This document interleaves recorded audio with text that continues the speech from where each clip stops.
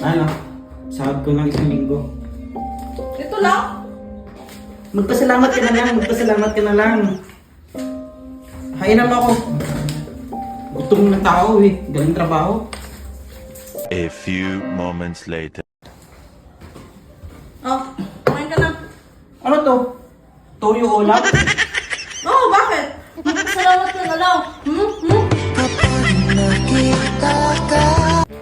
Mahal, tikman mo yung niluto kong tinola. Oh? Sarap ba yan? Tabang? Asin dito? Hindi tayo titipid sa asin. Ay, Anak ka ng pu! Mahal, barin mo na yung damit ko. Mahal, barin mo na yung damit ko. bukas na, pagod ako. Sige na, mahal, barin mo na yung damit ko. Bukas na nga, huwag makulit. Sinabi nang barin mo na yung damit ko eh. Ano nga tong babaeng to? Pag siya nangihiram, agad-agad. Hiram lang eh, babalik ko naman bukas eh. Diba yan? Anak ka ng pu! Mahal, ka dito, may binili ako sa'yo. Ano yan? Oh, sa'yo. Wow, bench. Ano to? Boxer? Ito na naman? Green? Eh, 20 na yung ganito ko eh. Ano naman? Iba ka sa kabini ko, Mari, hindi ako nagpapalit.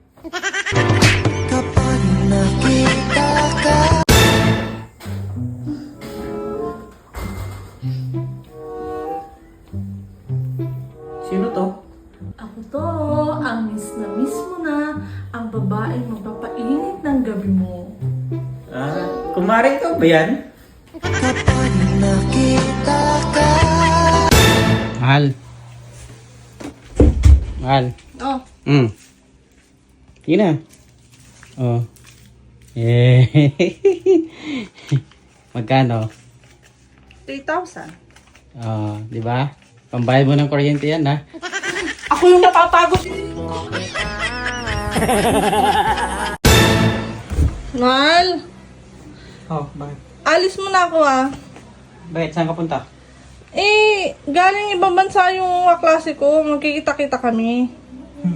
Aalis ka. Hindi pwede. Huh? Ako hindi mo ako pinayagan nung inuman ng tropa namin. Sayang naman. Wag na nga. Ikukwento ko pa naman na may pogi akong asawa. Parang iwan ko dito. Uy, sa aming lahat kasi magkaklase, ako yung may pinaka-poging asawa. Sige na nga, umalis ka na. Yay! Pinayagan ako ng pogi kong asawa. May pang ano ka ba? Merienda? Wala nga eh. O ito. Kwento mo sa mga kaklase mo na may pogi kang asawa. Anak ka ng pu! Anak ka ng pu!